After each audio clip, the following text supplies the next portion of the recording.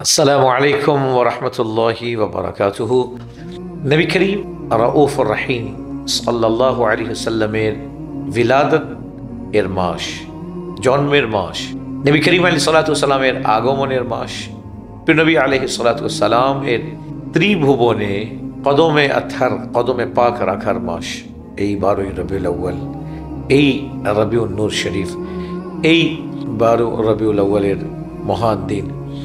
আমরা আমাদের অন্তঃস্থল থেকে আপনাদের সবাইকে মোবারকবাদ জানাচ্ছি এবং আমার জন্য দোয়া করুন। আমি দোয়া করি আল্লাহ সুবহানাহু ওয়া তাআলা এই মহান মাসের ওসিলায় আপনাকে, আমাকে, আপনার পিতামাতাকে, আমার পিতামাতাকে আল্লাহ তাআলা যেন জান্নাতুল ফিরদাউসে আলা মাকাম দান করেন। আপনার সন্তানকে, আমার সন্তানকে যেন আল্লাহ তাআলা নেক, মুত্তাকি, দিনদার বানান।